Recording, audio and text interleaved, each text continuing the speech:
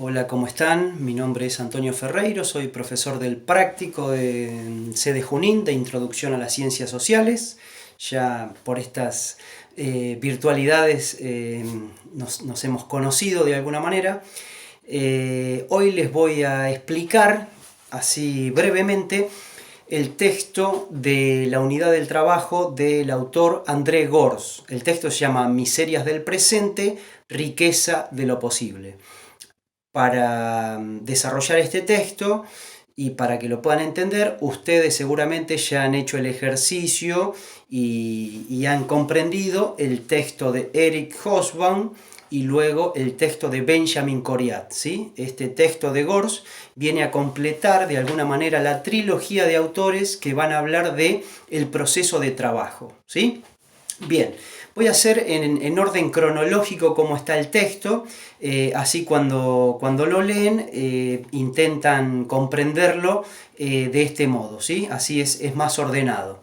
Bien, comienza el texto a hablar qué es lo que pasa con las grandes empresas alrededor de la década del 70, finales de la década del 70, cuando entra en crisis el modelo fordista, ¿sí? Que desarrolla el autor anterior a este, que es Benjamin Coriat, ¿sí? Cómo es el sistema de producción fordista. Bueno, ese sistema entra en crisis en la década del 70.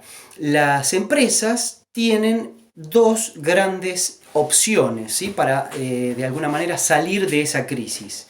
Una es ampliarse en los mercados, ¿sí? El descubrimiento y la exploración de mercados vírgenes que todavía no han llegado. Y la otra, muy usada, es la creación de objetos obsoletos, ¿sí? Cuando dice objetos obsoletos, piensen en que antes, cuando una familia se compraba un electrodoméstico, era para toda la vida. Hoy en día no se lo nombra de esa manera. Antes se decía, bueno, me compré la heladera, ¿sí? La heladera se decía la heladera porque era un producto que iba a durar 30, 40, 50 años. Hoy la gente, ¿sí? Nosotros, no lo nombramos de esa manera, sino que decimos nos compramos una heladera, nos compramos una cocina. ¿Por qué? Porque sabemos que la vida útil de ese electrodoméstico no es como era antes, ¿sí? Entonces, esto se debe a este nuevo modo de producción post-fordista, también llamado toyotista, ¿sí? En Japón, en la empresa Toyota, es cuando se pone en marcha este sistema también llamado onismo, ¿sí? Porque el creador fue Ono, ¿sí? Que cuando estas nuevas maneras de trabajar de la empresa llegan al mundo occidental, más precisamente a Estados Unidos, ¿sí? Se lo va a ver como una revolución cultural, ¿sí? Acá el autor va a hablar de Matsushita, ¿sí?